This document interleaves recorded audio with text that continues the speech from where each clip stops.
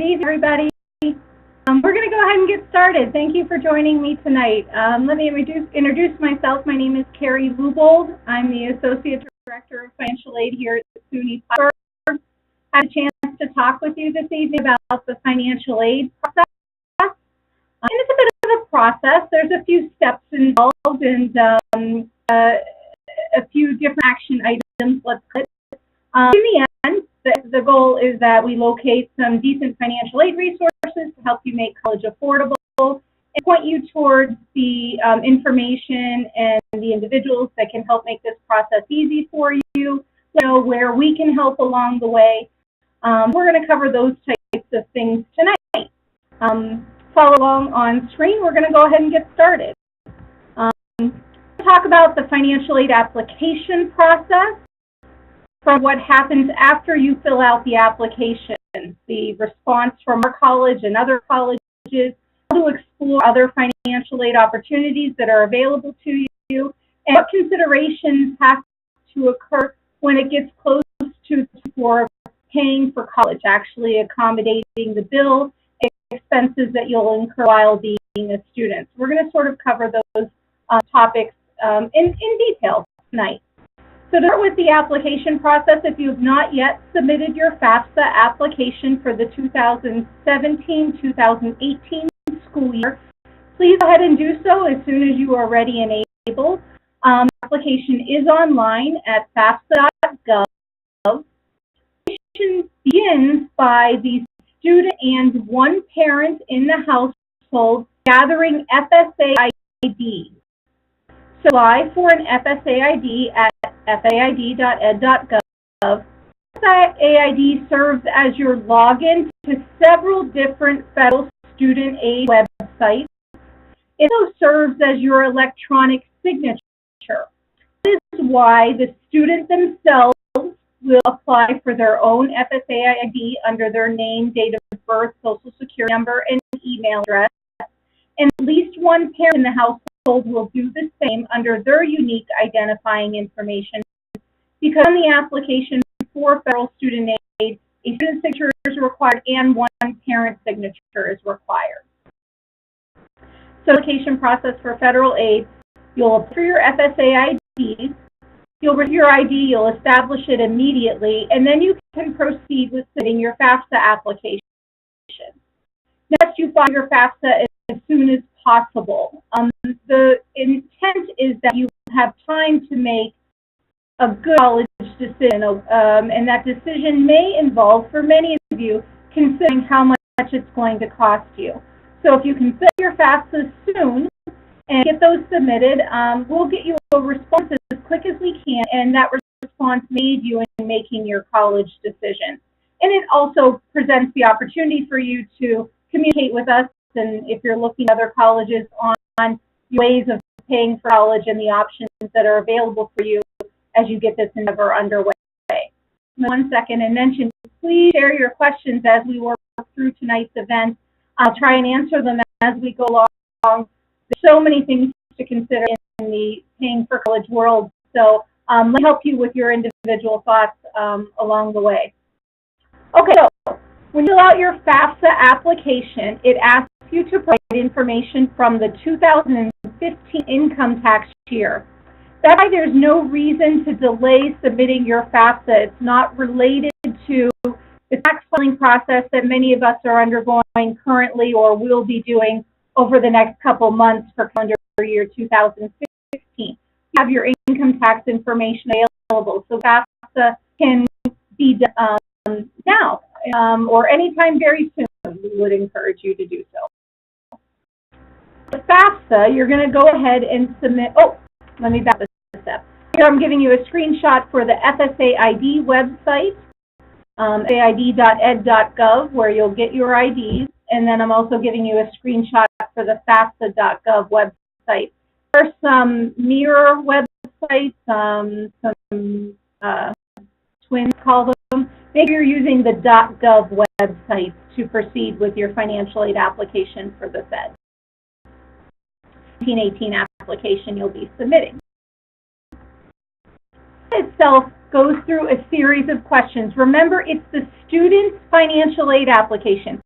So parents, you're fantastic, and your inclination is to continue helping your students out with all the various aspects of growing up, but it is not your application. So when it asks at the beginning in the first section for demographic information of the students, such as address and social security number and driver's license number and all such things, maybe you're providing all of the students' information. There's a parent section to the application, but that's a little later. Begin with the student demographic information, what type of degree are you going for, and what grade level will you be in, and things such as that. The second section of the FAFSA application is a series of 9 questions that serve to identify for the federal government if the student is considered, their definition, a dependent student or as an independent student. These students must provide parental data on the FAFSA application. Independent students do not have to provide parental data. Dependency by the government, the Federal Student Aid Program's definition, is if a student can answer yes to any one or more of the 9 questions they present in the dependency section. Those questions are things like, are you married? And they're asking the student, are you married? Do you have children? Are you an orphan or ward of the court? Are you a veteran? Are you attending graduate school? So 99% of you listening in tonight and viewing this WebEx are going to be able to answer yes to any of the 9 questions. One question in the dependency question section, though, that does tend to confuse families, understandably. The question that asks students if you have a legal guardian. And again, you're helping with the process and you're reading that question, or a student who's doing the application on their own is reading that question and saying, well, yeah, my parents must be legal guardian. So I want to answer yes to that question, but if you read the detail behind that question, the hints that's associated with that question, specifically says a legal guardian as determined by a court proceeding. So most of you are legal guardians, but not by court proceeding. Even adoptive parents, that makes you a parent, not a legal guardian. A legal guardian is a court and designation. So again, most of you will not answer yes to the legal guardian question. You'll answer no to the 9 dependency questions, which means then that the student will proceed to the next section of the FAFSA, which is where they provide parent information. Listen here, and I keep saying most of you, and there are exceptions to the rules. There are some students who have a special circumstance where there isn't a parental unit to provide on the application. There's a very, very special and unique circumstance that needs to be understood by FAFSA and the colleges. And if you have a unique circumstance where parent information cannot be provided on your federal and state applications, I need you to reach out to me or somebody at one of your financial aid offices if you're looking at other colleges. I'm your guidance counselor who can aid you through the FAFSA process. You'll be able to submit the FAFSA, but there might be a little bit more information and steps involved. The FAFSA is providing parental information, and the tricky part of providing parental financial information and household information is really plugging income figures. That's actually sort of easy. The hard for many families is determining who is the parent. So for the FAFSA, I need you guys to think about who the parent is who claims the student for income tax purposes, but who the parent is that the student resides with most of the time. So the easiest way to think about this is picture the roof on student sleeps most of the time. The per unit under that roof is the student's parents for the purpose of FAFSA reporting. They involve a biological parent or 2 biological parents. They involve 1 biological parent only. They involve a biological parent and a step-parent. The step-parent is involved in the FAFSA reporting. Not the step-parent has to pay for college, but does need to be reported on the FAFSA as part of the full unit, and their income and assets is under consideration if there's step-parents in the household in which the student resides the majority of the time. That's simple. You're going to want to make a connection or a correlation between which parent claims the student for income tax purposes and therefore somehow is related to the FAFSA filing process. And there's no relationship there at all. The IRS tax reporting is completely separate from the FAFSA filing. Okay? Once identified who the parents are for the FAFSA purposes, provide parent information such as income, assets, household size, things such as that. You ask for mostly income and asset information. They don't ask you about your debts or obligations that way. But I'll point out, as you'll see on your screen, that there are certain assets that are considered protected assets. So they're not part of reporting on the FAFSA. Those assets are value of the home you reside in. You don't report anything about your home's value. Untaxed Social Security benefits, your designated retirement account. So if you have a truly designated retirement account, you do not report the total value of that account. You report contributions made in the previous year, but you do not report the account's total value. And you do report the value of life insurance policies. Those are protected assets. And as your way through the FAFSA, there's hints along the way. So if you get stuck on a question or if you have something specific that applies to your household and you're not sure if it has to be reported or not, look at the hints on the FAFSA, or free to email or call me and ask, and I can give you some guidance. So, let me back up, I'm sorry, 1 second, because I didn't complete the other sections of the FAFSA. So we've provided parent information on the FAFSA, and then of course you have to provide student income and asset information. I skipped that because obviously in most cases students don't have much report regarding income assets, but still get reported. So even that student who has a part-time job or maybe just earns some wages under the table when mowing or babysitting, those wages and incomes do get reported on the FAFSA, as well as any assets in the student's name, a savings account or checking account or savings bond. So that income and asset is reported on the student side of the FAFSA, as well as already providing parent income and assets. Sign and submit the FAFSA, and then you're done with the application. I should also point out that you only fill out one FAFSA each annual year of college. So if you're looking at other colleges currently and still trying to finalize your college decision, you're only filling out one FAFSA application. It lets you list up to 10 colleges. So don't worry about having to submit multiple applications. That's not necessary. Once you fill a FAFSA application, there's actually a link at the confirmation page of your FAFSA that tells you that you've submitted it. There's a link to proceed with your New York State aid application. If you catch that link, if you fill out your FAFSA and you see the link and follow it, a lot of the information you've already supplied on your FAFSA will be folded into your New York State grant application, which is some time because you're not having to retype a lot of the same information. New York State does require a user for the first time, a student to create a user ID and PIN to access their New York State aid application. So you'll create those identifying information. Probably here is where I should mention, it's really important that you keep track of the IDs you're creating, the security questions you're answering, and the answers you're providing. These federal and state financial aid applications, you're providing a lot of confidential information like income and social security numbers and citizenship statuses. So take their security on the website very, very seriously. And if you forget information you've supplied or you mistype something when you return to a website, sometimes it can be a little difficult remembering that information or gaining access again, resend your identifying information.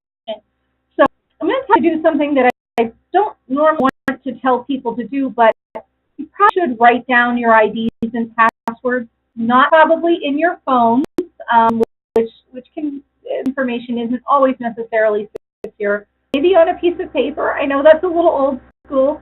And keep it someplace safe at home in a security box or in a locked desk drawer or something, because you may need to revisit these websites later, and it's sometimes a little complicated to get access if you've forgotten important things like passwords and challenge questions. When you proceed now with the New York State grant application, again, you can do that by following the link from the FAFSA submission page, or if you missed that link, if you didn't catch that, you can go directly to the applications website, which is tapweb.org. New York State has a very nice grant program called the TAP grant, and it's separate from federal student aid. Students can qualify for some amount of funding from the New York State TAP grant program. It is income-based, so not everybody qualifies. It's worth your while to submit your application to see if you do qualify. Are available from New York State, though, beyond just the New York State TAP grant. So on the slide that you're seeing on screen now, I'm giving you New York State's website, hc.ny.gov.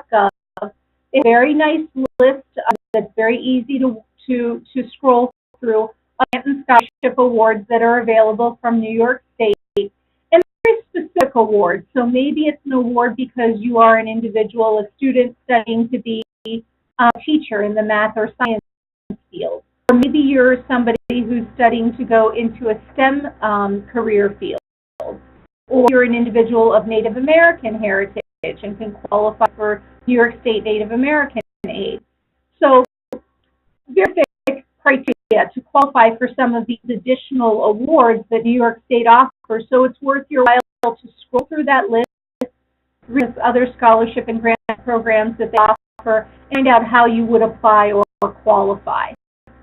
And then listed two additional websites, Start Here, Get There, and Go College New York. Those websites provide very, very helpful information, particularly to students, about the things they need to be thinking about when it comes to making college decisions. Not just what college is right for me, but how to select a major, when it's important to get involved with an academic advisor, is to draw a right decision. What type of careers are available based on the major I'm interested in? Those types of things. Even things like get along with a roommate. So good information for students who are entering the new endeavor of attending college. Okay, about the FAFSA to see if you can qualify for any federal student aid, and then you fill out the New York State aid application for assistance from New York State, and you explore other resources available from New York State.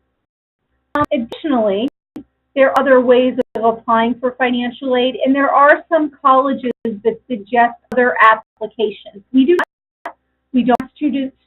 don't require any additional financial aid applications here at Plattsburgh. We only encourage the FAFSA and the New York State TAP application. But if you are looking at other colleges, use their websites or communications from them to find out if they want you to do additional steps when it comes to applying for financial aid. The goal of submitting your FAFSA application and your New York State grant application, hopefully, is that you receive a financial aid award letter from the colleges who have chosen you for admission. So hopefully you've received your admissions acceptance notifications, and congratulations, or if you're waiting to hear from that, keep patient, we'll reach out to you shortly. If you've been admitted to the college and you supply our college as a college selection on your 2017-18 FAFSA, then hopefully you've received a financial aid award letter from us at Plattsburgh. Financial aid award letters via email, and we use the email address that the student listed as the student email address on the FAFSA. It may be a Gmail or an AOL or a personal email account. So the email address the student listed on the FAFSA is where we've sent their financial aid award letter, and we send that as a PDF attachment to email. If you're FAFSA and you've been admitted to the college more than, let's say, 2 weeks ago, and you not have your financial aid award letter from us, please send an email. My email's on the last page of the slide handout, or give a call to the office so that I can find out why we haven't gotten that to you, or if it only got put in spam or in email trash bin, I can send you another one, certainly. The award letter gives you very, very useful info about the types of financial aid that may be available to you should you attend our college. You really need to inspect that financial aid award letter when you receive it and understand what each type of financial aid being offered means. So scholarships generally mean that it's free money, so you do not have to repay the money, and it's going towards your college expenses without you having to give it back. So the type of money you want the free money that is being offered to you. There may be criteria to receive that money, certain criteria you have to meet. For example, the New York State TAP grant generally requires that students attend on a full-time basis. There are some awards, for example, that SUNY Plattsburgh offers in scholarship funding that require the students to reside on campus.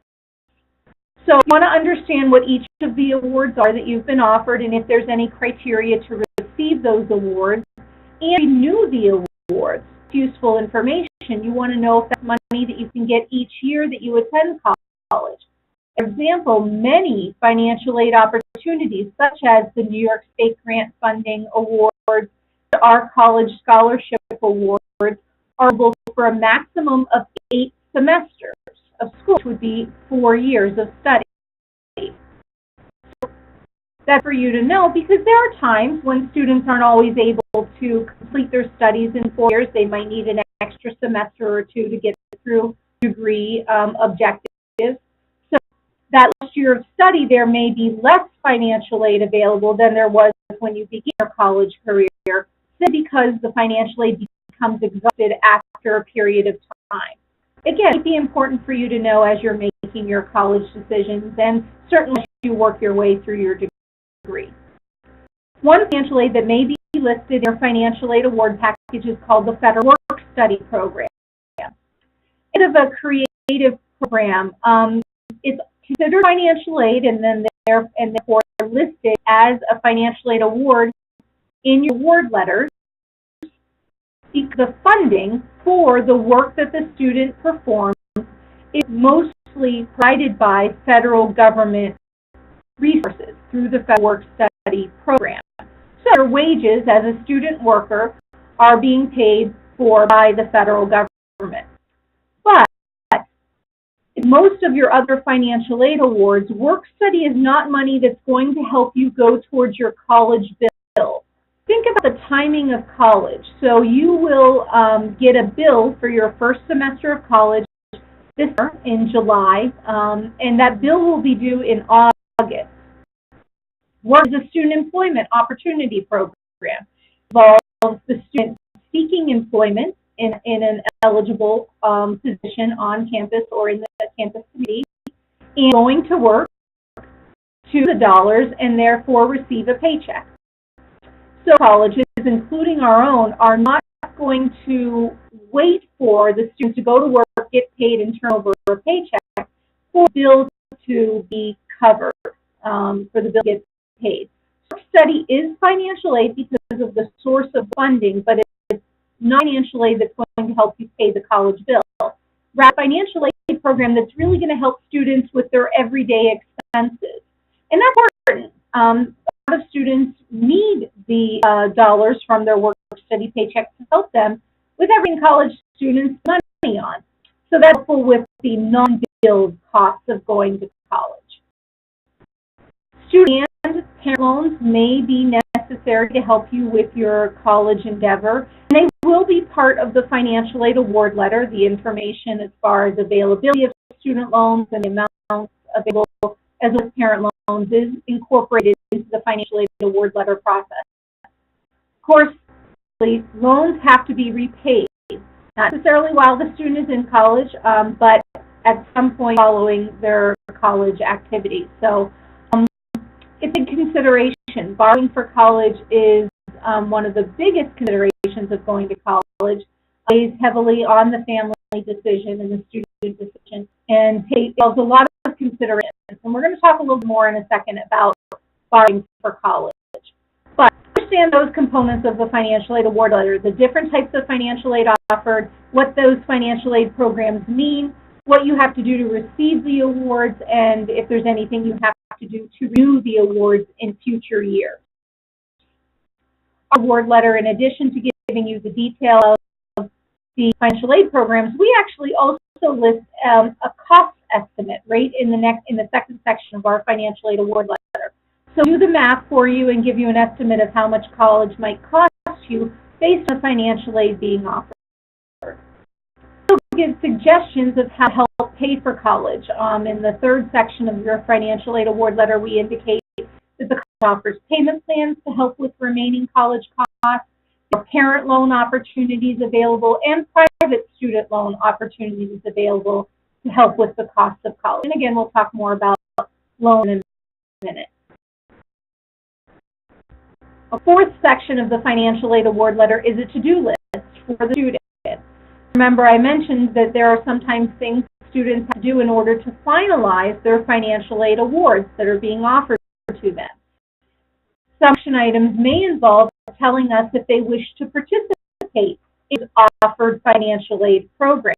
So to assume if a student is being offered a scholarship or a grant that they want to participate in that free money. But like student loans and work study, require the student to think about if those are financial aid opportunities that they're interested in, and if so, actively tell us that they want to participate in those awards or want to decline them. So, hopefully at this point you've gotten familiar with logging into your MyPlattsburgh account, or sometimes called My Campus account. Your MyPlattsburgh portal gives you terrific resources about the status of your admissions application and any admissions checklist items that need to be completed. It also is where you will do everything from register for your classes to view grades, important stuff. But it's also where we communicate a lot of information about the status of your financial aid award letter and financial aid programs being offered to you. The to-do list is also available on your MyPlattsburgh account. So visit your portal, your MyPlattsburgh account, to respond to that to-do list to see what's currently happening regarding your financial aid opportunities and any things that we're asking you to complete in order to finalize those financial aid opportunities. So it's on your award letter, and it's always available to you on your MyPlattsburgh account. Question that I'll answer now, since it's about something we just spoke about, the New York State Tax Grant Program. The question is that understanding it's income-based, is there a published scale? Is there a way to be reassessed if you've been offered a New York State TAP grant and maybe, for example, it's a low award, or were not offered the New York State TAP grant?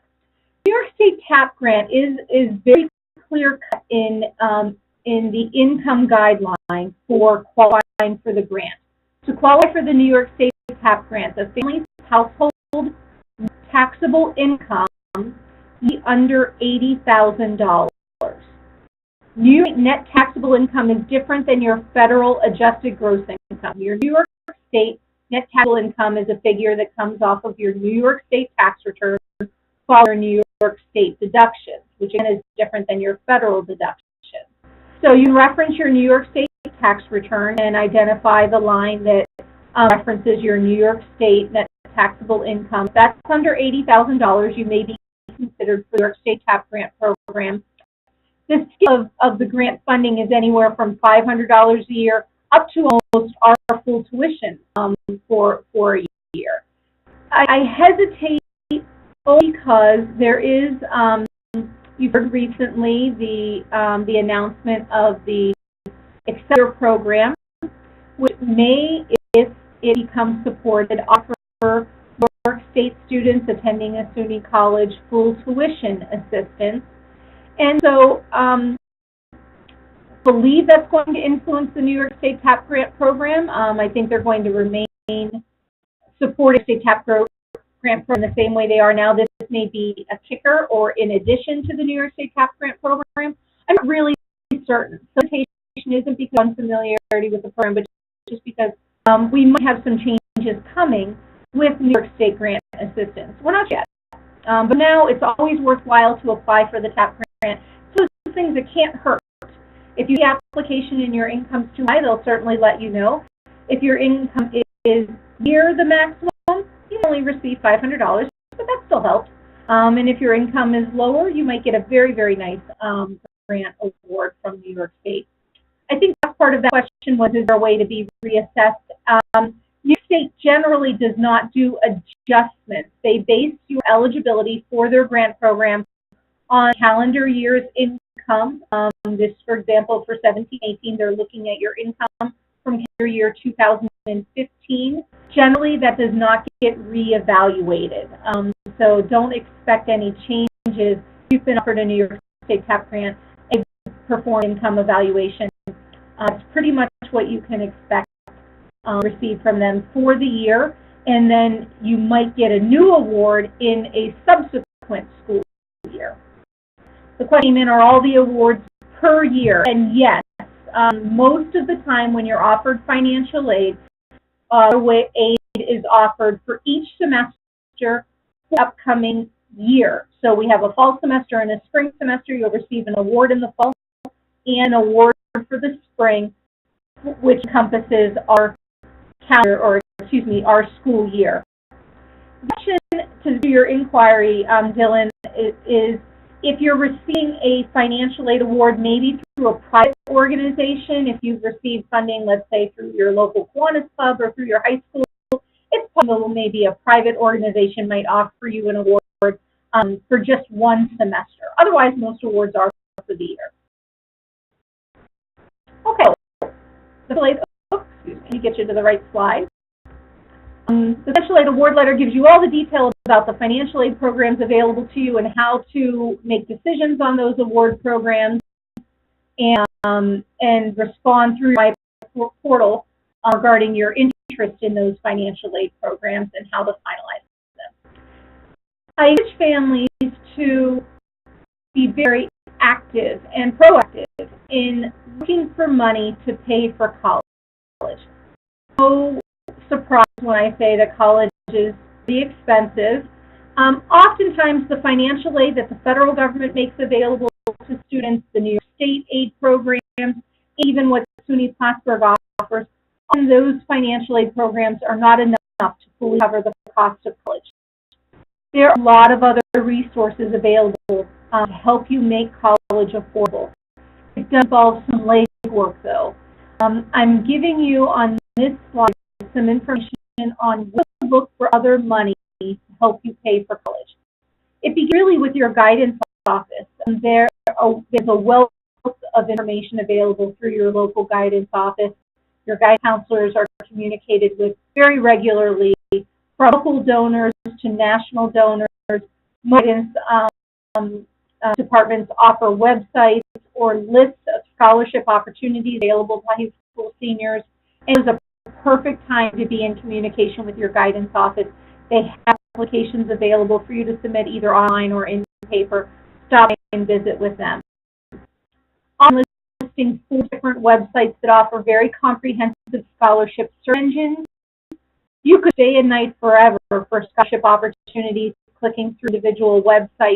You're certainly welcome to do that, I suppose, but the 4 websites that I listed offer search engine data that you don't have to visit tons and tons of websites because they've got very comprehensive data contained within. So you can have a profile on these websites, give information about yourself. Your output will be a list of scholarship opportunities that might be relevant for you. They'll direct you to websites to apply online or however the application process is for scholarships. And surprise, so many students do not submit applications for scholarships because they figure, well, I'm not going to qualify. There's too many students out there who could qualify. And really why you should take the time to apply for scholarships. Each of you are so unique. There's something special about each and every one of you. Scholarships are available for so many reasons. Obviously, academic achievement is important, or student leadership is important, but scholarships out there for left-handed bowlers and individuals who write poetry and individuals who play trombone, or whatever makes you special and unique. There's a scholarship I've seen for individuals who excel at juggling. So lots of reasons that scholarship opportunities are available. You just have to take the time to look for them. And I want you to think about all those things you're involved in, all those organizations you're affiliated with and that you have relationships with. Many of those organizations have scholarship opportunities available, and you can inquire with them to find out how to get a hold of them. Even your employers have scholarship opportunities or something like an interest-free loan. Okay. So, the reality of going to college, as I mentioned, is that there's lots of ways to seek financial aid, and hopefully a lot of resources will become available to you, but often the financial aid that is made available is not enough to fully pay the cost of going to college. So ways to think about how you'll afford. Our college does offer 2 short-term payment plans. Remember, I mentioned you'll receive a bill in July and it'll be due in August. You will have options to make payments toward that bill, and then you'll receive a second bill midway through the year, and you can sign up for a payment plan there as well. I'm going to forward to the next slide that gives some information on our payment plan. So the plans allow you to either pay half of the bill up front and then pay the other half of the bill midway through the semester. Just sort of extends the due date for the entire amount of the bill a little longer. Or second payment plan, you will divide the bill by 4 and pay 1 month for 4 sequential months. Okay. Interest charge for our college payment plans is a $35 application fee. Something to consider. The nice thing about the college payment plan is it allows you to take a bill that's going to be due early August and work out paying it over a few months. And that's nice, but it is very short term. So as nice as that is, for some families, depending on the size of the bill, that's still not going to be a long enough period of time to get the costs covered. So many families, it's necessary to consider loan options. Loan reality for most students and families going to college, and that hasn't changed. That's been this way for a very long time. Something that you hear in the news and is on everybody's thoughts, and I think the conversation needs to stay very, very active, and taxpayers and students and parents and administrators, everybody needs to vocalize thoughts on how we can make college more affordable and make more financial aid opportunities available to students. But in the meantime, let's talk a bit about the loans that are available to you. Every student is eligible to participate in federal student loan programs as long as you fill out a FAFSA application and there's no edits on the FAFSA that would otherwise prevent you from qualifying. There's some basic edits. As a student, you can't be in default on a student loan. You have to meet certain citizenship criteria. But generally, most students admitted to college can qualify for federal student loans. Then look at the bottom section of this slide where it shows you a chart. There is a limit to how much student loan is available from the federal government each year that the student attends college. So in a student's first year of undergraduate study, the maximum any student can receive is $5,500 total. And see the chart continues, $6,500 in the second year, $7,500 for third and fourth and subsequent years after 4. That's for you to recognize, because there's no opportunity for you to say to the government, okay, FAFSA, I've applied for financial aid and thanks for the $5,500 you've offered, but I need more money, please. The ceiling on federal student loans. There is one exception to that ceiling, which we'll talk about in a second. But majority of students, that ceiling is the maximum that you can get each year. Now, federal student loans come in 2 types. There are subsidized and unsubsidized student loans. So of the $5,500 you've offered, if you have your financial aid award letter from us or are on your MyPlattsburgh account and see your award package, you may have been offered a portion of your $5,500 as subsidized and a portion as unsubsidized, or possibly all unsubsidized. The difference: subsidized student loans means you're not being charged interest on the student loan while the student is attending college. So it takes the students 3 years, 4 years, 5 years to complete their studies, as long as they maintain their enrollment on at least a half-time basis. No interest will be charged on the portion of student loan that the student has borrowed that is subsidized while in school. Now, interest does begin during repayment, 6 months after the student completes their studies. So that it's not a loan that never is charged interest, but not charged interest while the student attends. So it's the better kind of student loan. Where subsidized loans think of as unfriendly, because subsidized student loans are charged interest through the entire life of the loan. So that's while the student is attending and after college while the student is repaying the loan. Now, rate now on student loans is fixed at 3.76%. So you may think, well, that's not too bad, and it's not. It certainly could be worse. But to think about is that students, especially on the unsubsidized loan, will be in school for 3, 4, 5, 6 years. Plus, these students are taking a sizable amount of time to repay their student loan debt. So if it takes 5, 10, 15, 20, 25 years to repay that student loan, you can only imagine how much student loan debt could accumulate, even low interest rate, over the period of time that the loan may exist. So, and again, I said student loans are a big consideration. It involves a lot of thought process, a lot of conversation as a family. Talk to us for guidance if you need help thinking it through. I'll interrupt real here because somebody's asked if there will be a replay option for this presentation. It will be available for you to view again if you need to exit. That'll be available to you. Yes, thank you. So student loans, while the student is in school, the government funds the money to the college to help with the college bill and are repaid typically after the student graduates. That's not to say you can't repay while the student is in school. That's an option, but most families that's not an opportunity available. So students will repay the student loans after graduation. Okay? Financial aid award letter gives you information on the student loans that are available to you and the amounts. And over the next several months is when you'll be making decisions regarding if it's necessary for you to borrow to help pay for college, and if so, are you going to borrow the full amount or a partial amount? Those types of thoughts. Okay, in federal student loans, there are federal parent loans. Financial aid, including even the student loan, may not be enough to fully cover the cost of paying college. So the government offers parents the opportunity to consider borrowing on behalf of their student for the educational costs. There are major differences between parent loans and student loans.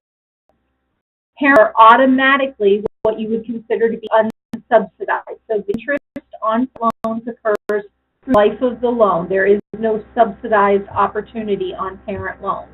So again, that's something important to consider because parents, if you're borrowing $2, $3, $4, $5, $10, $15,000, how much you borrow with interest over the life of that loan, whether you're able to pay it off quickly, or if it takes 5, 10, 15 years, obviously that interest can add up. The rate on parent loans is also higher. It's again a fixed rate, but currently it's at 6.31%, and you see on screen the fees are also a little higher on parent loans. So again, a more costly loan program. Here that the interest rates I'm showing you are the current interest rates, and the fees as well as are also current. You'll see on screen that this does change on July 1st. So we don't know yet what the interest rates and fees will be for the new year, the year that you may be borrowing to pay for college, and certainly keep you posted. As soon as we know, we'll keep you posted on what the rates will be. Repay loans, you can repay parent loans while the student is in college, or you can wait and pay them back after the student completes studies. The borrowed parent loans are the biological or adoptive parent or a step-parent if the step-parent is in the student's current household. And parent loans require a credit evaluation. Student loans do not. Federal student loans do not. So parents, you're going to undergo a credit check when you submit an application for a parent loan, and going to look to make sure that you currently do not have an adverse credit history. So you're not currently delinquent on an account or have liens against you that have become delinquent. An appeal process for parent loans, and there is an endorser option available on parent loans. So if you've got some type of credit hiccup, you'd still be eligible for the parent loan under reconsideration or with an endorser. Remember that there is one exception to the maximum on federal student loans. The exception, the maximum funding, annual funding on federal student loans exists when a parent is credit declined a parent loan. The government offers students the opportunity when credit decline happens on a parent loan that they can borrow an additional amount in the federal unsubsidized student loan. The amount is limited to an additional $4,000 if the student is a first or second year student, and $5,000 if this is a third or fourth year student. So it's the exception to the student loan ceiling, and it only exists when parents have applied for and been credit declined in the current loan program. We will work with you throughout the loan decision process. Most of you will be really thinking about borrowing for college come March, April, May as you're finalizing your college decision. And I have questions when it comes to borrowing, is that right for you or not right, and what your options are. Please reach to our staff, email or phone us, and we'll be happy to help you with any guidance through that thought process. A question that's come up that's relevant to this particular conversation: if only one parent is listed on the FAFSA, can the other parent who is not listed on the FAFSA take out a federal parent loan? Excellent question, and yes, the answer is definitely yes.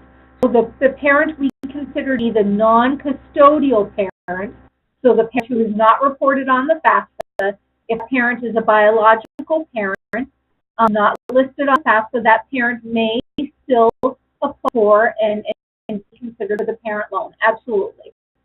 No problem. Okay.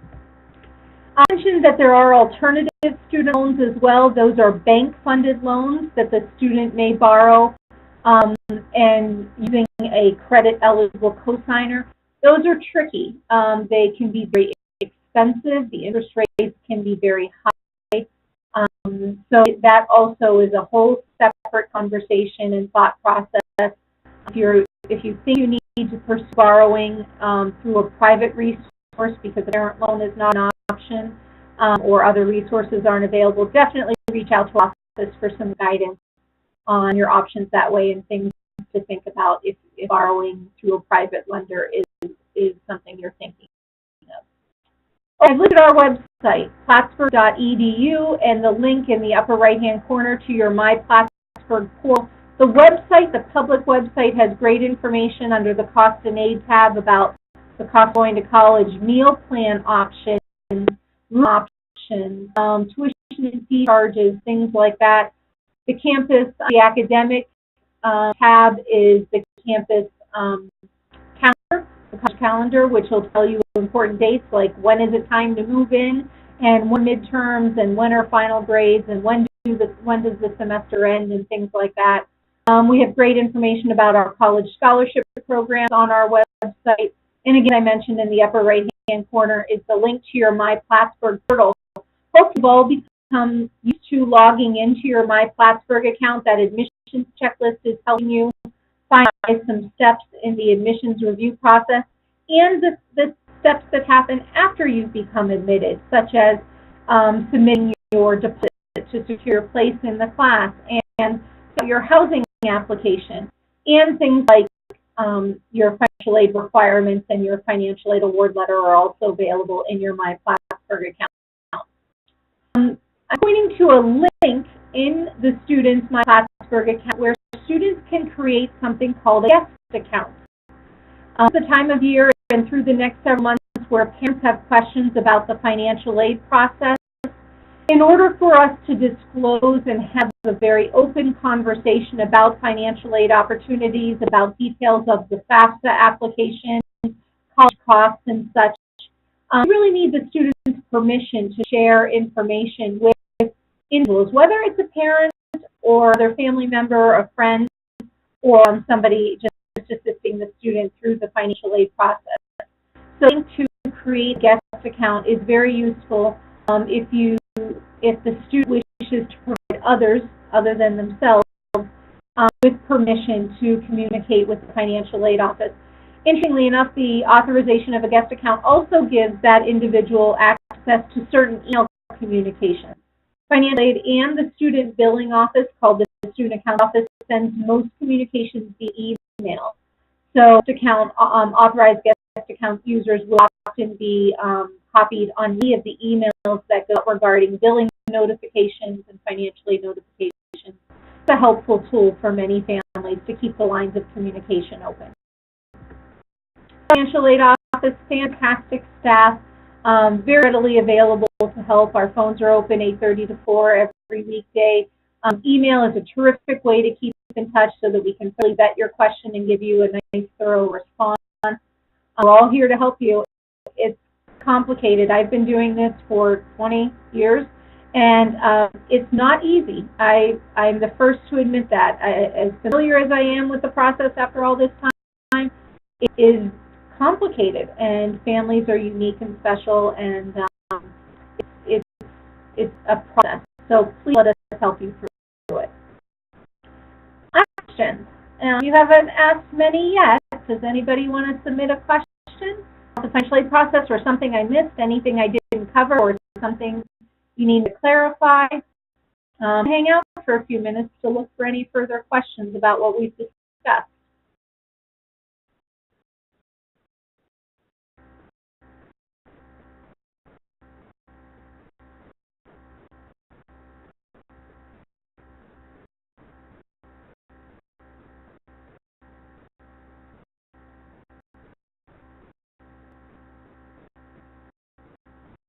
I don't think you have to hang on. Please feel free to hang on in case any questions come in. If you think you might be interested in any conversations that might continue, if you're interested in staying on, it was great to be with you tonight. I appreciate you hanging on and listening to us. If stuff, please reach out to our office and let us help you along the way. So disconnect if you'd like. Otherwise, please put your questions now.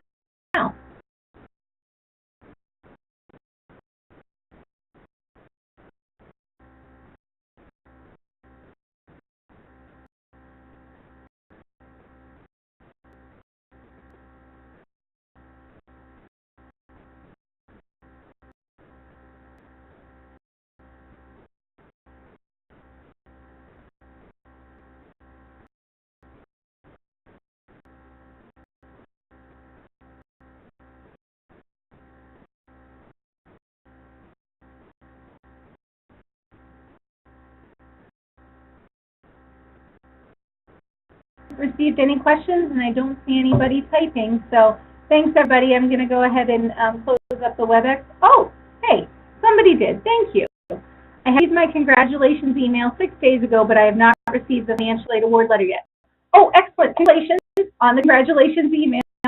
Bear with us. We wait about 10 days to 2 weeks for submissions before we send our financial aid award letter via email again, remember. And that's mostly just because I want to you're excited about your admissions notification. So that's sink in a little bit. We will be in touch with you probably next week with financial aid award letter via email. One more question that has arrived: can you use your IRA to pay for college? Hold that question a bit.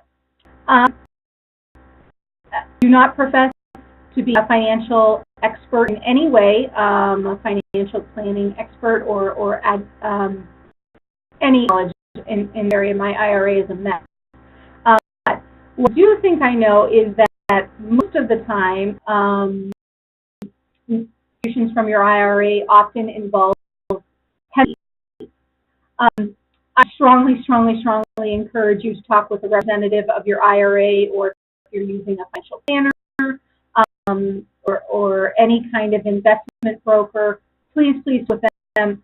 Honestly, as a college, we don't care how we get paid.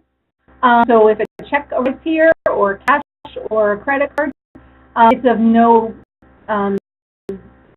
success where that money came from. But I am so fearful that I would be giving you information about that I know nothing about. So I there are often pensions involved. Please talk with your financial planner or IRA professional for guidance on that. You certainly can use your IRA to pay for college. I'm not necessarily sure that is the right way to pay for college. And seek that appropriate guidance on that. Excellent question. Thank you.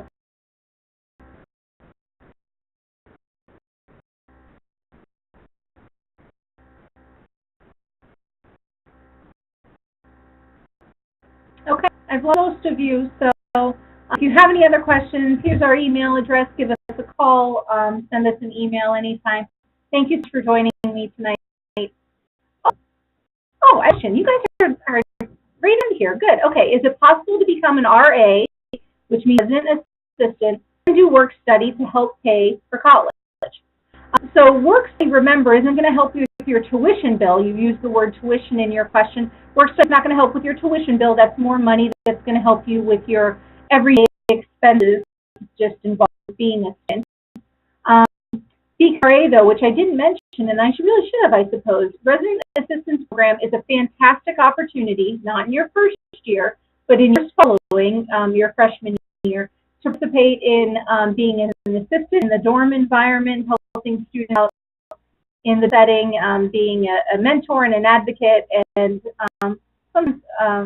policing the environment, and it serves help students in many ways build leadership skills and obviously build your resume, but it helps tremendously with the cost of college because students do receive assistance to pay their dorm costs and the sizable portion of their meal plan costs. You can RA and participate in work study at the same time if you have time to do both. The RA funding, it goes directly towards reducing your bill. The work study funding is a paycheck to you, your personal expenses. So, thank you. Eligible for work study is the follow-up question to that. Not everybody is eligible for work study. I should have mentioned, though, and I'm sorry for the people who have disconnected at this point, work study is not available to everybody, but here at SUNY Plattsburgh, we have two student employment programs. Work study is a student employment program that comes through the financial aid process. Is available to students in a limited supply. So we don't have enough work study money from the government to give everybody the opportunity to participate in work study. But we have a second student employment program here called the Student Temp Service Program. Anyone can participate, any student can participate in the Student Temp Service Program. And there are jobs on campus just like the work study jobs. The difference is the Student Temp Service paychecks are paid for through SUNY Plattsburgh as your employer, versus study where the paychecks are primarily funded through a federal student aid program.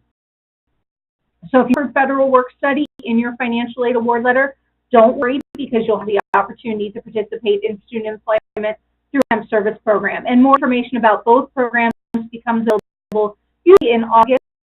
You'll receive emails about both programs and learning about how to locate job opportunities and participate in a job fair that the college offers. Great question. I've got anybody else have any further questions?